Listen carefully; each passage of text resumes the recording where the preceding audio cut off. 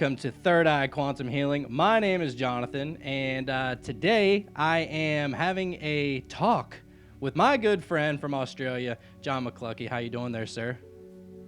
I'm awesome. Thank you very much. Dude, I mean, Thanks for having me. of course, of course. You know, I've for those of you that follow us on the Cult of Conspiracy, I've had several shows on there with John, and we've talked about QHHT, past life regressions, and all those things. Like, John was actually the linchpin that sent me over the edge and talked me right into it. You know, I mean, I can't thank you enough, dude, because this stuff, this really is the coolest job in the world. I mean, I personally feel like how I explain it. I'm watching a movie that came out the first day, and I'm the only one in the movie theater. That's how I picture it. You know what I mean? Totally, completely. And there's a lot of people that absolutely love Dolores Cannon.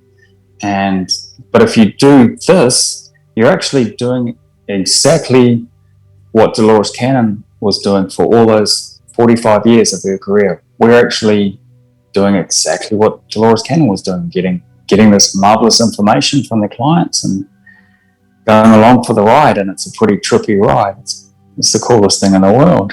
Oh man, it's the trippiest ride, you know, because think about anybody who takes any kind of substance, you know, whether it be an illegal substance or you know, what is becoming legal substance.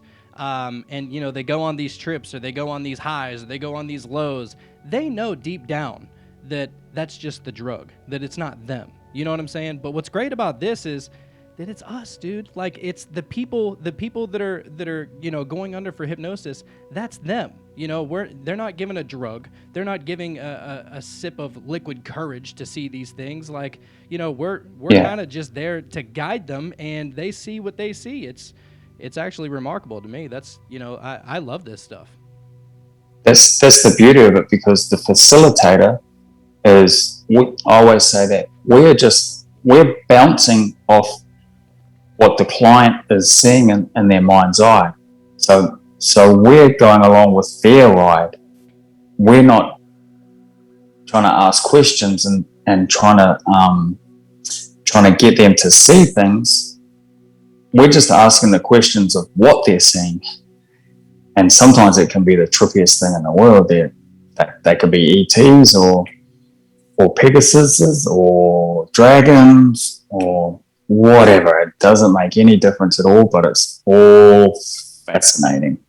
Man, it really is the coolest thing ever. I mean, dude, I always say, just, you know, whenever you're watching a movie, you know, they say that, you know, that you're in a lightest form of trance, you know, in the alpha state of trance, whenever Yeah. you're sitting there watching TV, watching a movie, whatever. And that's why it kind of feels like whenever you're watching a movie, you can't really discern the difference from that being somebody else or that being you. And that's why we get scared, or that's why we laugh, or that's why we cry in all these instances, because we're pulled right in as if it's us. What's great about this stuff is that you're going even deeper. So that's why you're experiencing it like at a much deeper level, and it's way better than any movie you'll ever see, in my opinion. Mine too. They're super fun, yeah, and they're certainly not scary. Like I've had so many of my own sessions. They're super fun. Even when you get really really stuck, because sometimes I get stuck for a question, and I just can't quite get there to get the answer.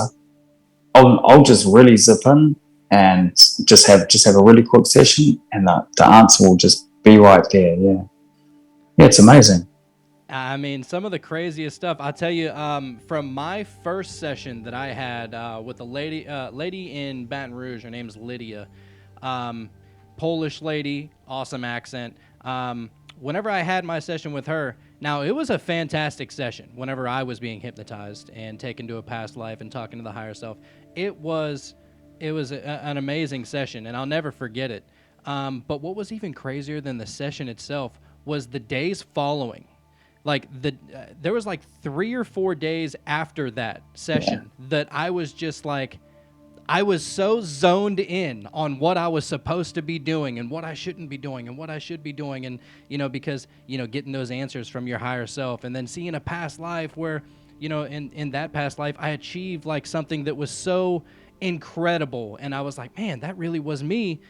Why am I not doing that right now? So I want to get myself on that path to achieve those high levels, and like, of course I know I can do it because I did it in a past life. You know what I mean? And so it really set me super straight and narrow for like 3 or 4 days where I was just, all right, I'm not doing anything that is a waste of time. I'm only spending my time doing what I need to do.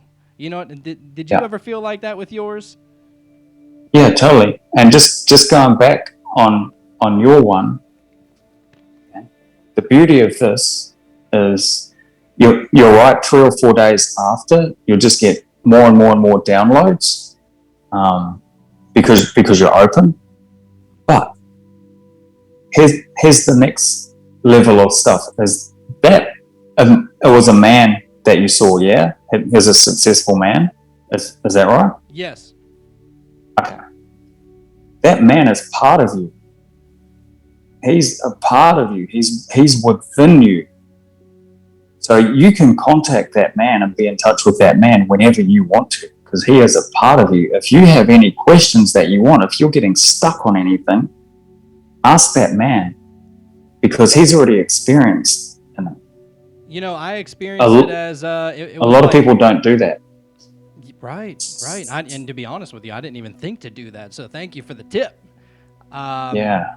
But yeah, it was like whenever I was talking to that man, and for those of you that want to go back and look at that show, I mean, go listen to it. I mean, you're gonna have your mind blown. But it was, to me, how I perceived it. It was like it was Odin sitting in his throne, and all I did was just Awesome. that's legit. That's how I saw him. He was just like this super light being, but he was like, he had this awesome beard and long hair, and he was a big old dude, and he was just sitting like a king in his throne, and he had this staff and just super king-like. And he was like, look, if that's what you want, then you can do it. And it's like, Creator. if that's really inside of us, all we got to do is just go right back to that. Me specifically, I can go right back to it, how you're saying, and we can kind of get the answer in that way. I never even thought about doing that. That's a great idea. I do it all the time. I had one session, and it was a real grumpy old man, and what I've come to realize is it was from a past life of mine, but it's because there's no time. It's also a future life of mine and this current life, and he comes across as really, really grumpy. It's because he doesn't want to put up with bullshit. Basically, he doesn't want any excuses. So when I'm feeling scared to do anything, or if I don't want to do anything, but I know it's for a higher purpose, I always get this image, and he's just looking behind, sort of looking over his shoulder at me, and all he ever says is, "Get over yourself." And I'm like, "Oh, fine." But it pushes me to go and do it. Yeah. Because I know that whatever I get a calling to do, even though I don't want to do it, he's just there to remind me to get over myself, shut my face, and just do it. So I have a little pity party. Yeah, I don't want to do it, but I still do it. Sometimes we need that nudge, and if that's where we got to go to get those reasonings, then that's what we got to do. Like, I know that me specifically, going back to that past life that I experienced whenever I was talking to what I thought was Odin, maybe. Just Odin, yeah. It felt like I was just a light being in the sky, and I don't know. Do you watch a lot of Marvel, like superhero stuff? There's this Marvel character. His name's Vision, and he's like I don't want to get too deep into that, but he can like levitate, and he can go up into the sky, and he's like all powerful and all that stuff. I felt like I was like a superhero up in the sky, and I just remember that feeling of just electricity running up and down my body. And although I'm under hypnosis, I'm physically feeling this. I'm physically Yeah. feeling the voltage of It's manifesting through the body. Mm. just the voltage of power that is running through my body. So I know that if there's ever a time where I'm questioning myself, if there's ever a time where I'm scared or anything like that, I go back to thinking, all right, is that how I would have handled it in that life? Of course not, because I felt as if I was all powerful, that I could conquer anything. I could do whatever I set my mind to. And man, just that reassurance to know what that feels like, even if it was just in a past life, man, I tell you what, it helps you out big time in this life. And I think that's really the purpose of all these, experiencing all these past life therapies and these type of sessions is to help you and It's amazing. to see what you can gather from those past lives. I mean, it's just, you can't get this anywhere. There's nowhere else in the world you can get this, in my opinion. I always say, nobody knows you like you know you.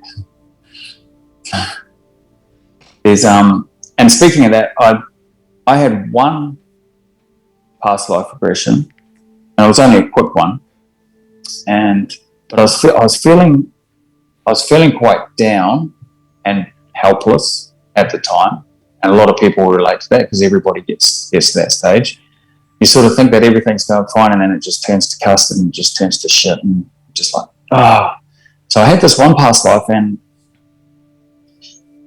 it was in the medieval days, and my whole village sort of got burnt down, but they captured me, and they captured a few other men, and I was just waiting to be hung. Basically, I was waiting to be hung and burnt, and I was in the jail cell.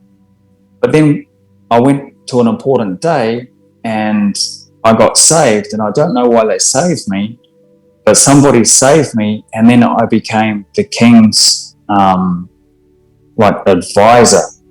And man, I thought I was just done. I thought my whole life was over there, but they obviously felt something in me that they could use me, and I was quite happy to advise him and to give him the knowledge of the villages and all that sort of stuff. So over time, he actually changed his mind, and he wasn't so brutal.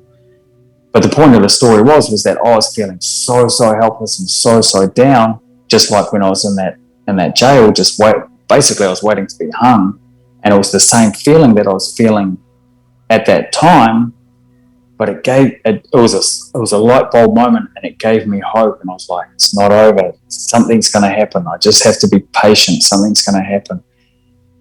But it lit that light within me, and I found that hope. So, and it just changed my whole attitude, and that was a huge lesson that I had to learn at that specific time. Yeah. Yeah. So this is how powerful this stuff is, and it doesn't take long. Not at all. I mean, and that kind of reminds me, you hear about some, Army veterans or Marine veterans or Navy, whatever, and, they come back all disgruntled from what they seen, in other countries and all the war and all that kind of stuff. And you hear that they're getting through all of this in their mind by whether it be mushrooms or microdosing or whatever, right? I imagine that if I could have somebody like that, if I could have somebody who went through such a horrifying experience in some form or fashion, you wouldn't need mushrooms if you went through even just one session with these. And that's what Dolores Cannon used to always say. One session is really all you need. You're welcome to come back for more, but one session is really all you need, because, I mean, this is the most powerful form of therapy out there, in my opinion. I don't think that you can get a better therapy than you telling yourself what to do. You know what I mean? Yeah. That's where it comes back to. Only you know you as well as you know yourself. Yeah. You and your angels and your guidance team and spirit guides and stuff like that. Man, you gotta love it. And for a long time, I wasn't sure about. I always questioned, spirituality and religion as I was growing up. Whenever I was growing up, we didn't go to church a lot, and we weren't a very religious household. We would pray for Thanksgiving and Christmas meals. Basically, that was the only time. And not that there's anything wrong with that. I'm actually happy that that's how my life went. But I would always question so many things, and what's real and what's not, and what's being pushed on us, and what's not being told to us. And I would say that the best way to find out really what the truth is, man, I firmly believe that what you experience in these sessions are so eye-opening as to it's not a religion, man. Like, it's all spirituality. Some form or fashion, it's spirituality. And you hear about all these near-death experiences, and like that's really what got me into learning about Dolores Cannon anyway, because I went down the near-death experience rabbit hole, and I was just like, and then I stumbled across Dolores Cannon, and then she's talking about all these near-death experiences, and I'm like, man, this stuff is so crazy. Like, I went on a spiritual journey, so to say, and that's how I stumbled across Dolores. And man, I'm just so happy, and I'm so grateful to not only stumble across Dolores, but to be able to talk with you and to talk with other QHHT practitioners to just share their experiences and wisdom and knowledge on all these subjects. Because I tell you what, dude, this stuff is it just changes your life big time. I just love this stuff. I can't rave enough about it, to be honest with you. It's amazing, yeah. And the near-death experiences, there's millions of people that experience the same thing.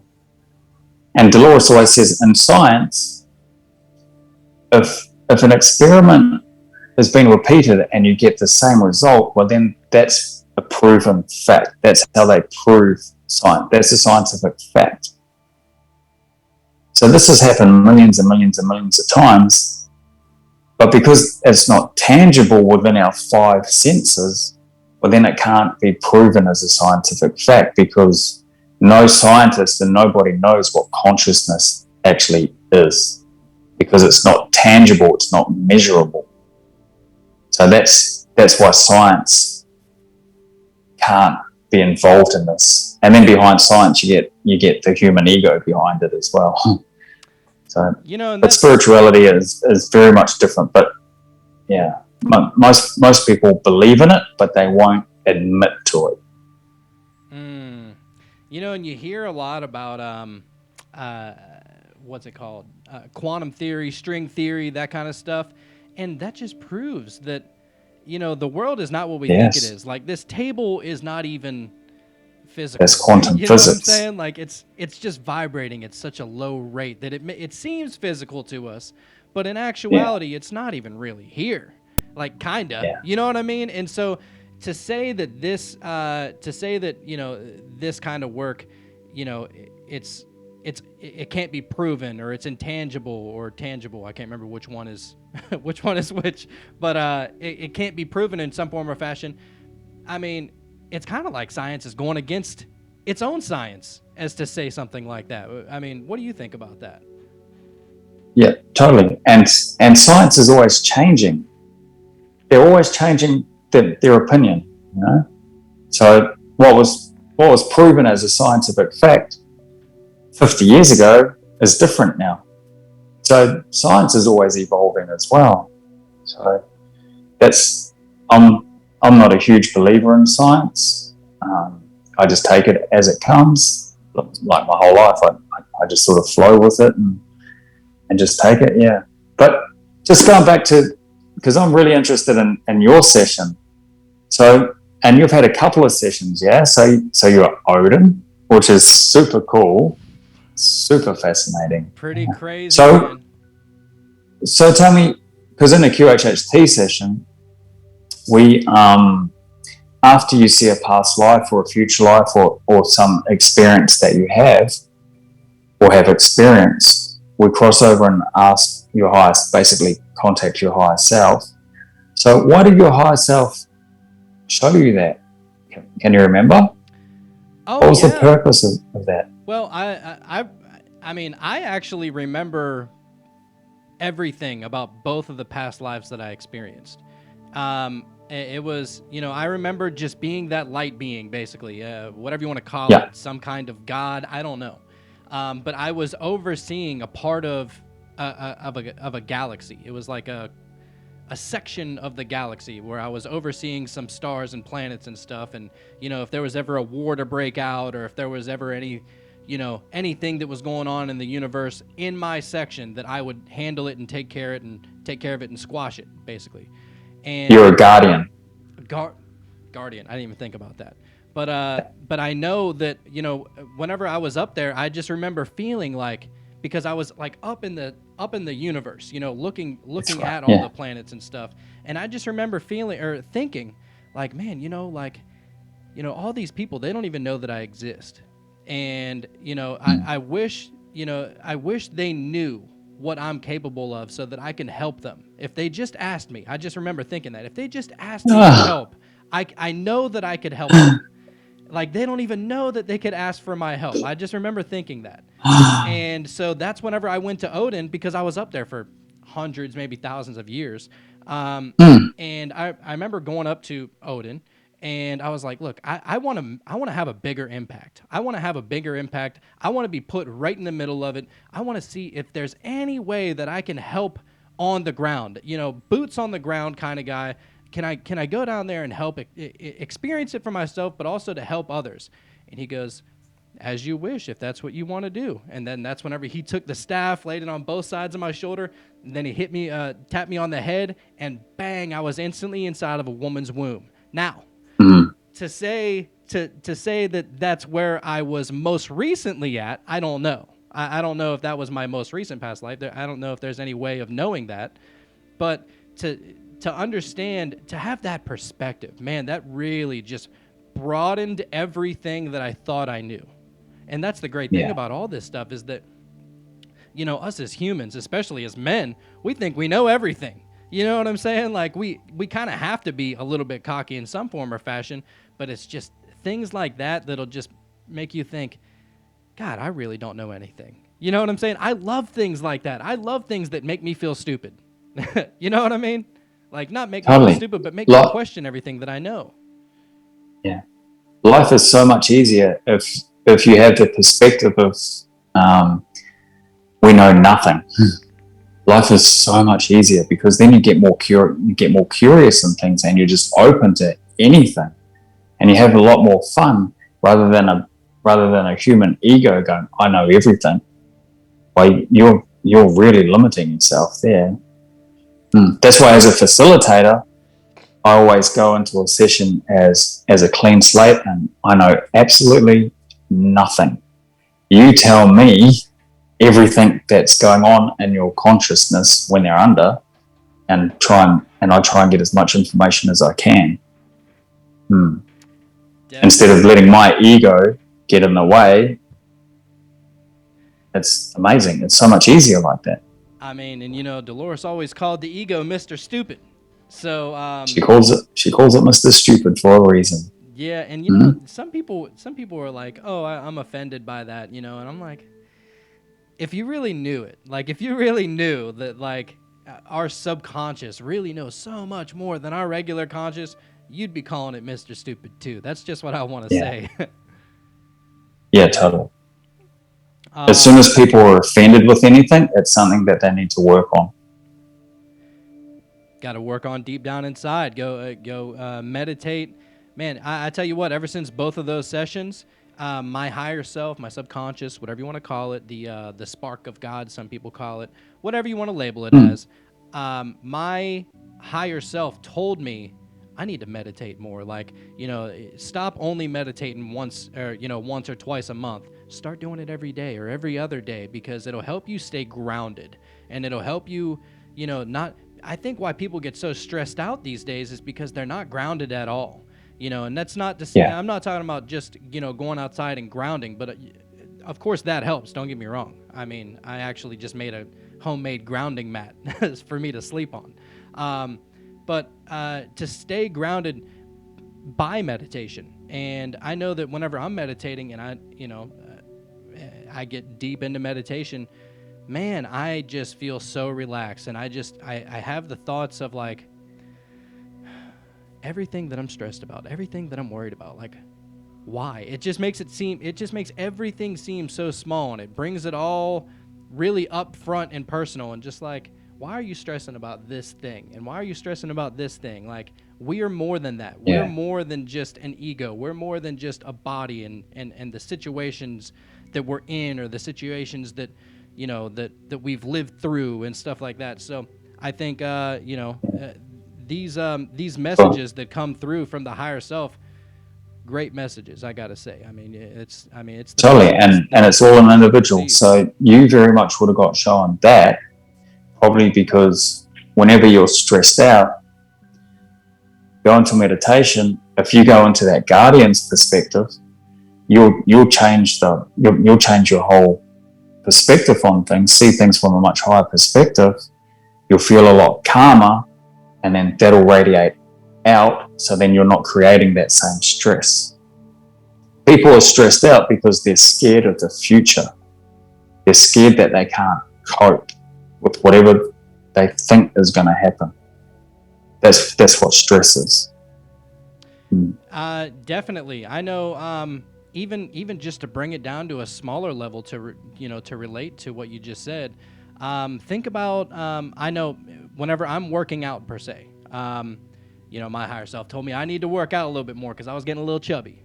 But even whenever you're working out, it's like, let's say you want to do a set of 10, right? And you get to 7 and you're like, oh God, I don't know if I can do it. I know I can get this one, but I don't know if I can get 3 more.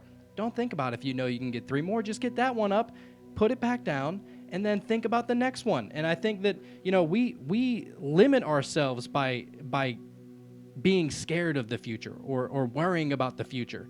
Just worry one step at a time. I think that's the best way to really approach that.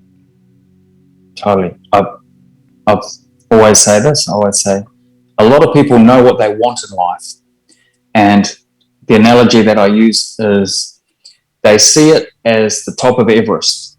They can see the top of Everest. I've always wanted to climb that top of Everest. I'm going to do that. I'm going to do that. But they look up there and it's so far away. And I think, how am I ever going to do that? It's going to be so hard. But they forget to look down. Just take the first step. How do you climb Everest? You take one step at a time.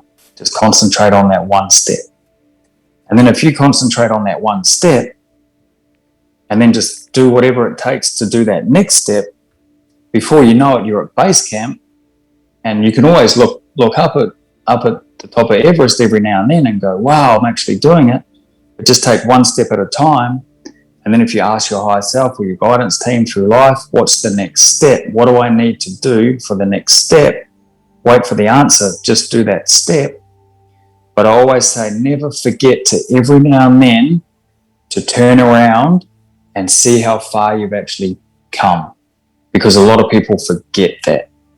They're just always looking in the future going, oh, it's so far away. How am I ever going to do that? Not many people forget to turn around and look how far they've actually come and go, wow, how did that happen in the last 6 months or a year or 2 years? Wow, I'm a completely different person. My God. And then turn around and then just concentrate on the next step. What's the next step? Oh, I hate my job. I absolutely hate my job. Okay, well, let's look for solutions. All right. What can you do to change the situation there? Instead of just getting focused on, oh, I hate my job. It's like, okay, well, let's look for solutions. Let's get out of that brain wave, look at things from a high perspective, and just what's the first step then? Because it's not quitting the job. It'll be something else. And the hardest part about doing something new or trying to achieve something new is the first time. Whenever I was just thinking, your Mount Everest reference that you just talked about, Mount Everest is probably really hard to climb if it's your first time. But imagine you already did it and you're back and you're working your way back up. You're not thinking, oh, I don't know if I can do this. I don't know if I can do this. I'm scared. What if the wind blows too hard? What if it snows too hard? Whatever. What if I fall? You're not thinking that because you already did it. And that's the beauty about taking the first step, is that the first step, there's so many things that could go wrong, and so many things that that your mind can trick. Our minds are constantly playing tricks on us, but once you've already done it, that is just the best amount of mental clarity that you can even give yourself. Just keep in mind, oh, I already did it once. Or if you haven't achieved it yet, oh, I know once I do this, I know I won't be scared to do it again. And so that's kind of how I look at things. You know?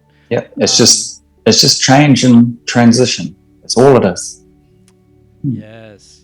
So John, let Just go with it. let me hear about some of your experiences whenever you were under, man. I mean, I know you talked about your session, your grumpy old man. Is there another one that really sticks out?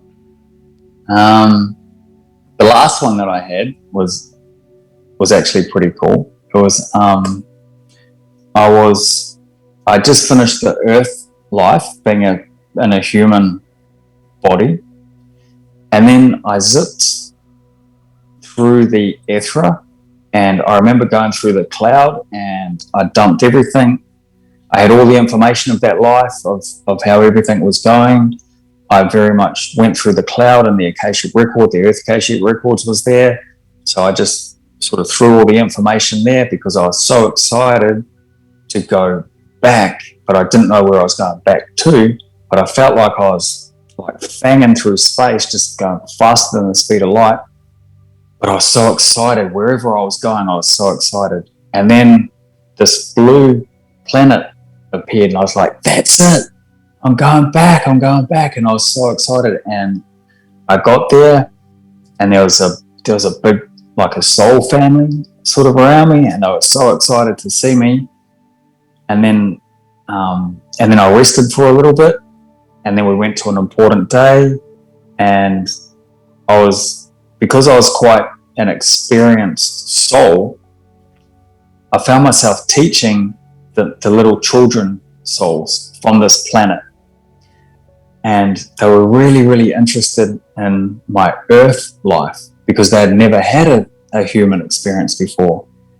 So it was really super cool because when you look back in your life, you only remember the important bits. And being a human is quite challenging, and it can be quite fun, but it can also be really, really hard. So I was explaining to these little beings, and they were just little light beings, about the challenges and how the ups and the downs and the challenges that we have. And they were so excited to try a human experience. They were just jumping up and down. They were so excited. God bless their little souls. I actually... What, sorry? I said, God bless their little souls. Oh, totally. So I actually, because you're just a light being, basically, because you're outside of your human suit, basically. So I actually put my human suit on to show them how heavy and how dense it was, and I had my arms and my legs, and they all just started laughing. And I said, what's that thing? And they pointed to my mouth, and I said, this is what they use to communicate with. I said, it's for speaking. And they were just in hysterics, and they were saying, why would anything ever want to do that when it's so easy just to telepathically communicate? And I said, well, that's one of the challenges. And it was just hilarious. And then, so I manifested little children's suits for them, like little kids, and they all put them on. And they were like walking around, and it was so heavy, and they were like, oh. They were trying to speak through them. I was just in hysterics, like I was under hypnosis, and I was watching this picture, and my ego, the other side of me, was just laughing. And throughout the whole session, I had the biggest smile on my face. It was just such it was, for the facilitator, it was just such an awesome experience. And for me, it was such an awesome experience. Yeah.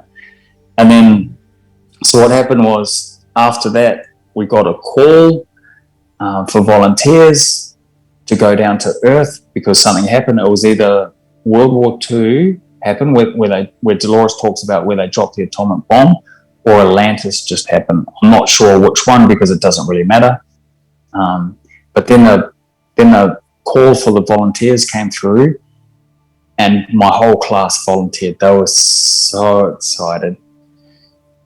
So then me being me, I was like, oh, okay, all right. Well, I'm going to go down with you little kiddies, and I'm just going to keep an eye on you. So yeah, that's the teaching part of me. Yeah, I'm more than happy to teach as much as I can to whoever is open to learning, as you know.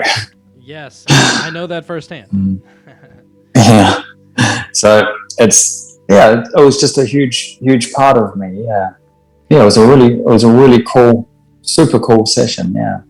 It's just the coolest experiences. I mean, It's the coolest experience and ever. It is so cool. It's so much fun. So much fun. And it's actually it's a little bit harder to explain to somebody who's never experienced it, because it's kind of like you're trying to describe a dream. But even think back to the longest dream you've ever had, and it doesn't even compare to one of these sessions. I mean, I always remember, I might be lucky if I can remember 5 minutes of a dream, 10 at the most. I might be able to describe a few things, or maybe I was scared, or maybe I was laughing, or whatever. But these are experiences like no other. You know what I mean? Like, just the craziest things. The emotions that you feel aren't even human emotions as well.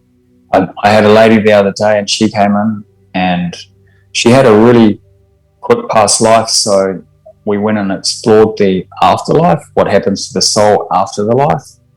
And she found herself, she was just floating in space basically, and she was just her soul essence. But then she felt 5 of her angels around her. And man, the tears that she had, she couldn't even explain the love for it. And she was explaining how much she missed them. And she was not a spiritual person at all. She wasn't a religious person at all, but her soul was remembering them. And she was telling them how much she missed them, and how much she loved them. And she was explaining to me how much they loved her. Yeah. It was just so beautiful. And she felt very alone in this life, and her angels were just reminding her that we're always here. Just ask, just like what you said. Just ask, because we're always here. Yeah, and there was 5 different angels. Yeah. It's just beautiful. It's just such a beautiful, beautiful experience that you can't even consciously imagine what it's like until you actually have a session and experience it for yourself. Absolutely, man. And as far as I had a session with the lady who had her session with me, my first time ever being hypnotized. She was like, I see, because I post up some of these sessions on YouTube, or I'll post them up on Facebook or something like that, just so people can understand what it's like, and so they can see, what people are experiencing and stuff like that. And she goes, wow, you're getting really good at that. Like, your induction voice is a lot better. I know whenever I first started, my induction voice was sketchy. It was sketchy, to say the best. Of course. But man, I just kept on going back and thinking, like, Dolores used to always say, you just got to talk to them. Whenever you're trying to induce somebody, putting them under hypnosis, talk to them just like how you would, like, whenever your kid was little and you're trying to put them to sleep. And I just keep that in my mind the whole time. Like, my daughter's 9 now. I'll probably still talk to her like that if I'm trying to put her to sleep. But, I think about that. And so I kind of implemented that into, how I go about my sessions. And so she heard that, and she was like, I'm very, very curious to see what kind of session we would have if you would put me under hypnosis. And I'm like, oh my God, like I call her my sensei, because I just, anytime I got a question, I've asked you plenty of questions as well, but I'll talk to her. She lives she was living kind of right down the road, but she was just always somebody who I would ask questions. And so for her to ask me for a session, I felt honored, to be honest with you. And so whenever we finally had a session, it was so cool. It was the coolest thing. And now she didn't really have a very long past life. I mean, I'm talking about The session was about 2 hours long. The past life was maybe 15 minutes. I mean, the rest of it was talking to her higher self, which was really awesome. Yeah. But we went to the past life. Man, she just went right up. She was the energetic body, you know, going all the way back to the source and just joining in with the source. And you know, some call it the source, some call it God, call it whatever you want. What it is, you know, you're going back to where we came from, basically. And man, she got there and she just started bawling, crying. She goes, I mean, she's, you know, she's married and, you know, and all that. She has a great life, but she goes, even with how great my life is, I've never felt that much love in my entire life. She goes, I feel like every single cell is receiving a hug all over my body. She goes, it's the most magnificent, comforting feeling that you could possibly love. It's like whenever you're a little kid and you're hugging up on one of your parents or your grandma or something like that. It's just that sense of security, that sense of love that just, I mean, you can't question it. So whenever she got to experience that and she just started bawling, crying, I was like, man, like that is I as the person who was, you know, giving her the session, I was a little jealous. I was like, man, I kind of want to jump in there with you, you know? And, you know, I kind of told her that. She smirked a little bit and she was like, it really is the most beautiful thing and the most beautiful feeling that you could ever imagine. And she goes, I've heard people talk about it and I can't believe I'm finally experiencing it. It's the most beautiful thing. And I was just like, you know what? Like, this is why I love this, to help people feel this way, to help people experience these kinds of things. Like, I mean, it's just incredible to me. That's where we all started from. Everyone and everything started from there, started from source. And you can't even explain the feeling. Like, no, that's coming back to the humans is so limited to our words and our feelings that the only way that people describe it accurately is it's absolutely everything. It's pure love, but it's more than love. It's everything, but at the same time, it's nothing. It just is. They just can't even explain it. But the feeling, when they tap into it, the feeling, that's because their soul is resonating with it. Their soul's remembering what it's actually like. And the tears come out, and I absolutely love it as a facilitator. I'm just so happy. I couldn't be more happier for the client. I mean, talk about a blessing in real time. I mean, that's just how I think of it. It is just to be able, and it's not something that, you know, that people are imagining. Some people will question it, and I understand why people would question it. Because, that's fair enough. You know, that's totally fair. I mean, who am I to tell somebody what to believe? But I always just say, look, don't knock it till you try it. You know, this is something that, you know, you can't say it's not real or something like that whenever people are having these kind of experiences. You know what I mean? Like, just what is real? It's definitely real. I mean, of course it's real. I mean, am I real? Are you real? We're real. These experiences are real. And, you know, think about trying to make up something in your head that's just going to make you feel that way, to the point of feeling just so abundantly joyous and, you know, loved, to the point that you cry, and it's just so immense. Like, you can't make that up, man. You know what I mean? No. And it doesn't matter who you are. You can get the biggest, baddest bikie in here, and they feel that feeling, and it's all over. It's beautiful. It's beautiful and it's pure. It really is. It really is. And it's just what they need at the time. You know, I think that it's just one of a kind. Yeah, that's the only way I can put it. It really is just one of a kind. That's how I just have a session as an experience of a lifetime, and just try it. It's nothing to be scared of. Absolutely nothing to be scared of. No, not at all. Not at all. What I wanted to talk to you about, another thing I want to talk to you about, John, is do you believe now? I've heard other, QHHT practitioners talk about this, and I'm still kind of early in the game. I've only had 11 sessions with other clients, so I don't know exactly the prototypical person that would be drawn to me just yet. But Sarah Cosme, I've had her on my show. You've also talked with her as well. She wrote a book. She's a good called, friend of mine.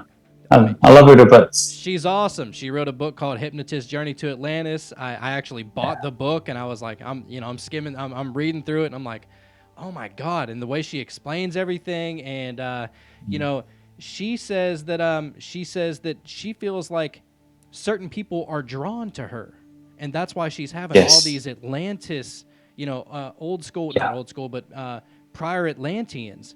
And I mean, would you say that you have a prototypical person that will come up to you, and is there a pattern that you see within your work? Yeah, it's definitely evolved.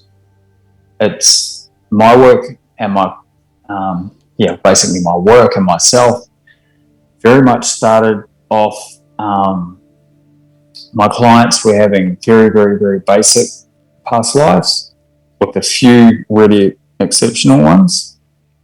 And then a lot of my clients, that was probably for a year or two. And then a lot of my clients were just going back to current life issues, like a lot of childhood issues. And then I sort of got the level 3. That's when I got my level 3 certification.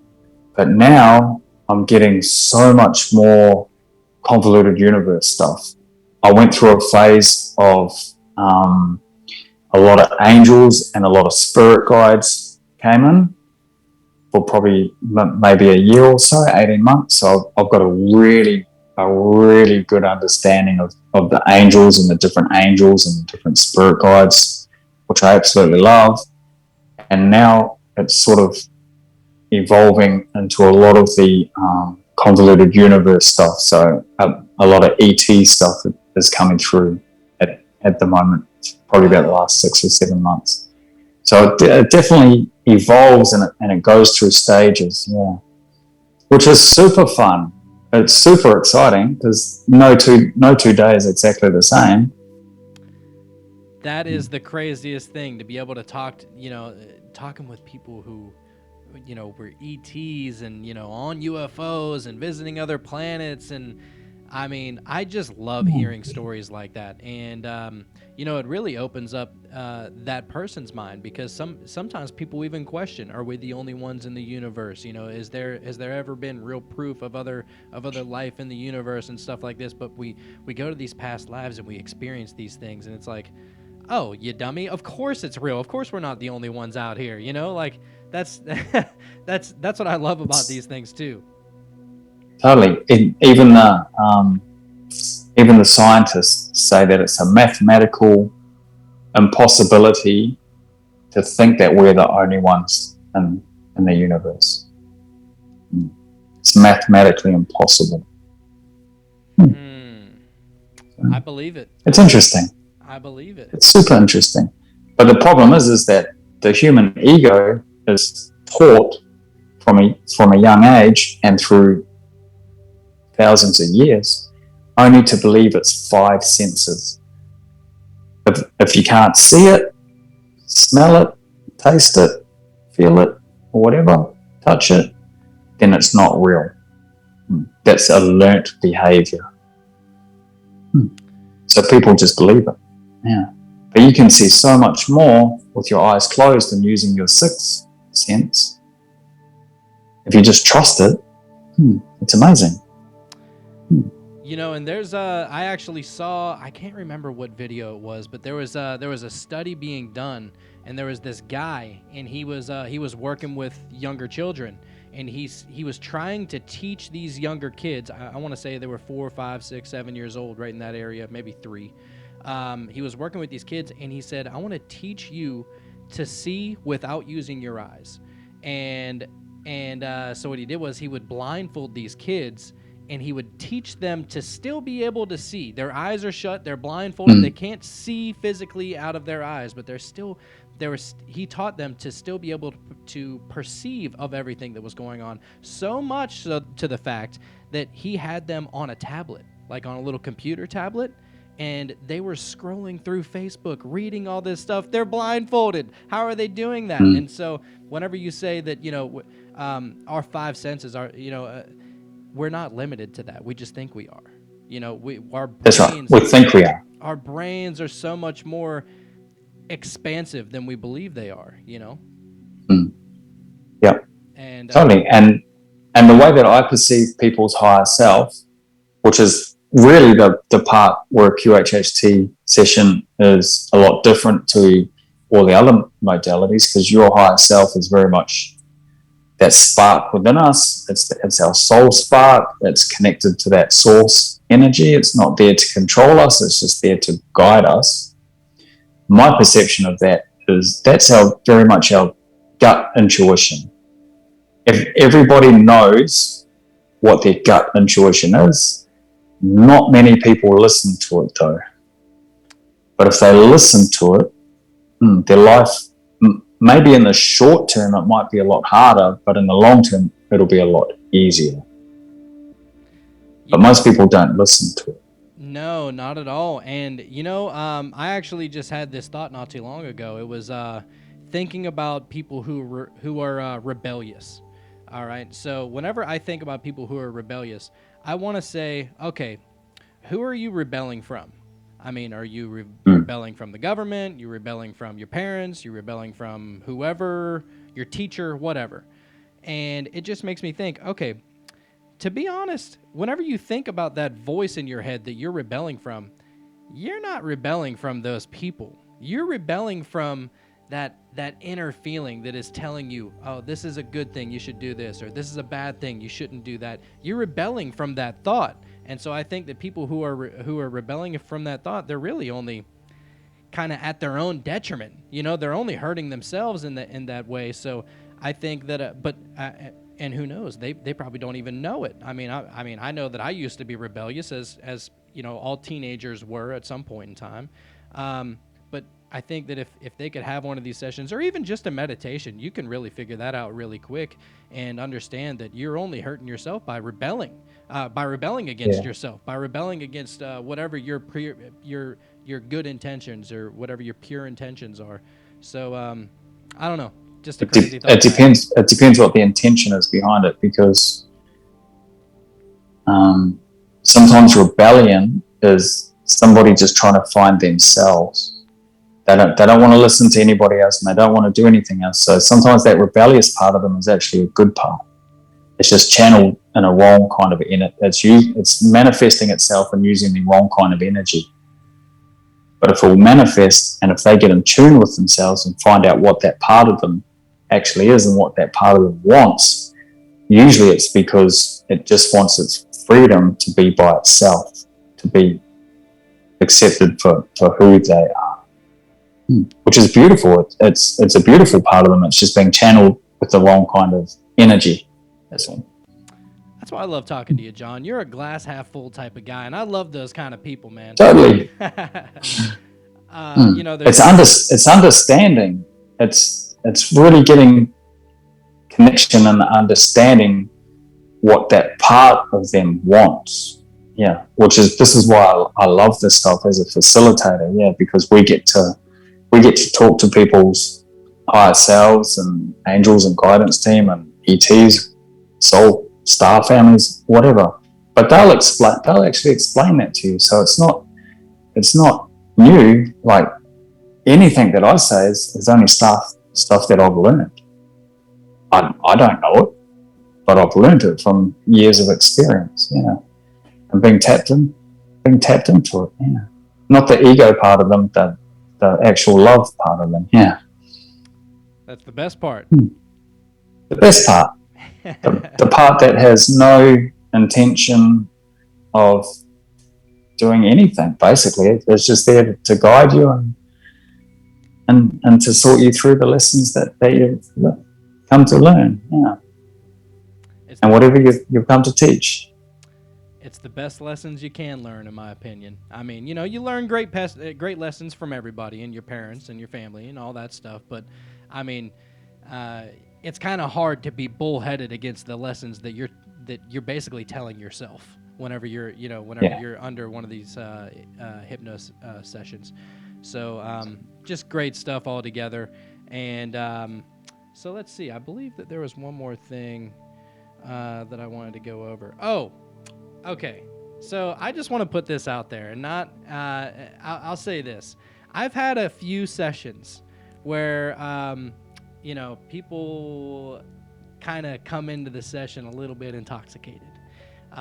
They might be drunk, they might be high. They think that they might have a better session if they are, you know, in that state of mind. Let me just tell anybody who is curious about that frame of mind, couldn't be more wrong. All right, like, don't, whenever we're having one of these sessions, please be fully coherent. Don't drink and go under hypnosis. All right, I'll just say that. I had a couple of sessions that, I mean, don't get me wrong, they still went there. All these sessions go somewhere. But I mean, I just think that the sessions would be so much better if we're level-headed, we're clear-headed. Just think about whenever you're in meditation. You're not going to go into meditation drunk. So I would say, Yeah, that's right. Don't go through one of these sessions drunk. Yeah, and as a like a professional, that's what I do full time, all the time. I I just wouldn't. Dolores Cannon wouldn't see anybody who was intoxicated or anything like that. She just wouldn't, and I wouldn't as well. Like, this is, even though it's fun and it's really, really fascinating, it's still serious at the same time. Yes. Because most people come in for a problem or whatever. If they are an alcoholic or something like that, that's what they want to work on. Yeah. So if they can't go 4 or 5 hours without a drink, well, then that's a really, really, really serious problem. Yes. Well, I think, because why aren't they coping? They're not coping with life. Yeah. Yeah, they're avoiding something. Something that's really, really deep. And something like this, you hear about people will hear about hypnosis and they'll immediately think the hypnotist up on stage. And I try to tell people that's not what I'm here to do. I'm not gonna put you under hypnosis and make you quack like a duck. That's not I don't even want to do that. No. So maybe that's why people will drink, because maybe they're scared that something like that would happen. But every session that I've had was with somebody who I know. So and even if I don't know them, that's why we have what's called the interview, which happens before the session. You get to know them, and you have that. It's so important. Yeah, it's not just for you; it's for them too. You just want everybody in the room to feel comfortable with each other. I think that's the most important. That really might be the most important part of the entire session. That getting to know somebody for a couple of hours before you actually have the session is so important, because you don't know what's going to happen in the session. So if you get to spend a little bit of time knowing the client before it, well, then that's going to help you as a facilitator take that session to the next step. So for me personally, in the interview, I really want to get to know their relationships in their life, because that can cause so many problems, a relationship, because somebody, for instance, might have a really toxic relationship with their dad. So I want to know about that relationship, because if in the session, if they go back to a past life and it's a really toxic relationship with their dad, as a facilitator, that's going to be the key to everything. So I'm going to start digging and asking and finding out lots about that relationship, because that's something that they have to work on. But if I don't know that about the client, that could be the whole reason why they're here. But if I don't spend a couple hours learning about them, I'll have no idea, and we'll just skip it, and it won't be as good a session as it could be. On the flip side of that is if they have a really beautiful relationship, like say with their grandmother, they were really, really close, and she was heartbroken that she died, and there was still grief in that. If in the session, if she sees her grandmother, either in a past life, or she goes up to the spirit world and she's like, oh my God, my grandmother's here. Man, I'm just going to hold space for them and just give her as much time as she wants. I'm going to give those two because I knew it was such a beautiful experience in this life. I'm going to give them all the time in the world because that's such a beautiful bond. Yeah. So that's why the interview process is so important. Yeah, because you want to know what's important to them. Yeah. That's a beautiful part of it. And people, because you don't know them and because you don't judge them, like my job is just to listen to people. It's not to give them advice or anything. It's just to listen. So if anybody has anything that they want to get off their shoulders, or they just want to go, feel free. Just let it out. Just whatever it is. I had this one lady, and she came in, and she was in her 70s, and she was holding so much guilt because before she got married, she was courting. She called it courting. She kissed another man while she was going out with her husband, and she carried that guilt for 50 years, and she had never told anybody. She's like, oh my God, it's so good to tell somebody. Oh, that's what we're here for.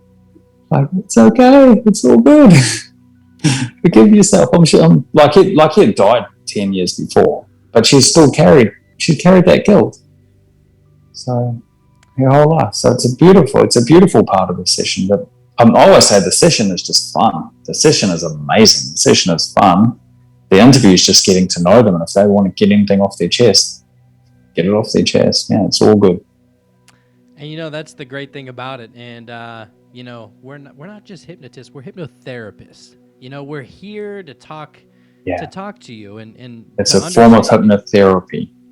People get stuck on the hypnosis word, but this is the therapy part. Yes.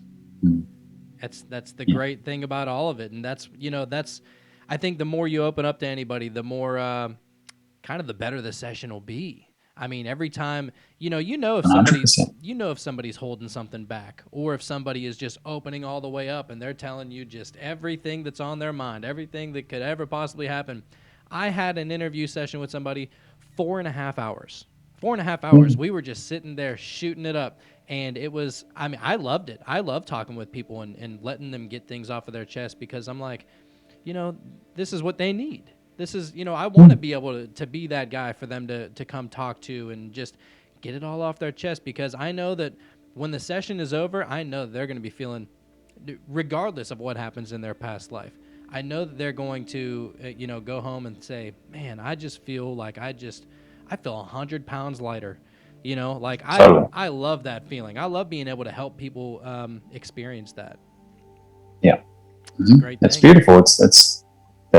That's what we do. That's what we do. Not all superheroes wear capes. You know what I mean? Dolores didn't. Right. She's a superhero. She was a superhero. She still is. She still is. Yeah. Every so often I feel like, and this could just be, my Mr. Stupid questioning everything, but I feel like I'm getting guidance from Dolores Cannon. Is that kind of crazy? No, it's normal. Yeah. She's in all the sessions. Right. I just feel like, there's so many things that, something will happen in the session, and I'm just like, God, where did that come from? I had my buddy actually, it's called past life regression, but it's not always past life. Sometimes, they go back to this current life. And so I didn't want to bring him through the death process. Obviously, that's the last thing I'd want to do. So that is a past life though, because if they were 10 years old, they're not that 10-year-old anymore. How would I bring him through the death process though? You don't. no. But as a grown man, if you go back to maybe 5 years ago, you were probably a different person to who you are now. If you go back to as a teenager, you were definitely a different person. So those are all past lives as well. Even 10 minutes ago, that was a past life. You know, as a childhood, that was past life. But no, you don't.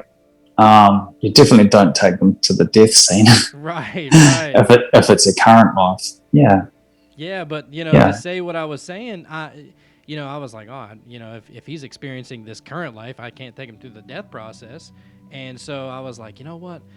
I kind of just thought of it right on the spot. I was like, you know what? I'm not going to take him through the death process, to help him see why he experienced that life and stuff. I was like, I'm going to take him through it. Like, I'm going to go lay him down in a bed, guide him to his bedroom and just make him go to sleep, and whenever he wakes up, tomorrow's a new day, but and then kind of just let him to sleep, and in his dream he was able to see why he had that life experience, and it was just the craziest thing. Like, I loved that, and I felt like I was like, Dolores, are you with me right now? Did you just give me that idea? I don't know, just the crazy things. It was either her or maybe it was Odin. Who knows? Could have been Odin. Could have been Odin. Could have Who been. knows? I mean, just the crazy things that happen in these sessions. But John, look, I mean, it was great talking with you, man. I always love catching up with you. Thank you so much. I mean, this is like our third or fourth, maybe fifth. I don't know how many times we've talked by now, but I enjoy every single time I get the chance to talk with you. You're very intelligent on everything hypnosis and everything therapy. I mean, I love every chance that I get to talk with you. So thank you for coming on the show today, man. Yeah, it's a pleasure. Always a pleasure. And I'm always here. I can talk about this stuff forever. Just like Dolores. All day long. I feel like I find myself just talking with normal people about this stuff, and they'll just be like, man, why did we just have that deep of a conversation? I was like, every conversation needs to be deep. Yeah, that's right. Thank you so much for having me. Of course, man. Did you want to tell people where they could possibly find you? Maybe somebody's in Australia watching the show, or maybe they want to fly out to Australia. Just jump on my website. It's just up there, qhhtpastlife.com.au. That's the easiest way to contact me. Great stuff. And I would highly suggest it, John. I mean, I know that if I lived in Australia, I would be going to you at least once a week. I'm just going to throw that out there. It'll be interesting. It would be very interesting. I do have clients actually that come on a regular basis, probably about once a month over the last year or so. And man, their life has just completely changed. Like, I mean, completely done a flip. They were very, one of them was very, very corporate, really left brain, right in the ego corporate world, trying to chase things. She's a full-blown artist now, making a ton of money, just living her passion. And she is just so grateful. She's living her life in gratitude, and she's living the dream. She's being who she was born to be. The other lady, she is just amazing, absolutely amazing. She's still in the same job, but her whole job, the whole vibration of her work has changed. Yeah, I get heaps of people that keep coming back, heaps of them. Yeah, because it's so meaningful. It's beautiful. It's amazing. Yeah. That's all that needs to be said. That's how you know this stuff works, right there. And totally. I mean, look, they keep on coming back to you, so they must love you too, John. I mean, I know I would if I wasn't over there, man. I don't know if it's me or if it's the room that I've set up. The energy in here is pretty nice. It's the ambiance. It's that's what it is. Mm-hmm. There's angels and spirit guides and all sorts of energies in here. All of that good stuff, man. I love that. That's such a great way to end this show right now. I mean, I always like to end it on a positive note with all this kind of work, because I believe that this work is the most positive. So, John, thank you for coming on the show, and I hope to talk with you again soon, brother. Beautiful. Thank you so much. Thank you, man. Have a good night. You too. Beauty.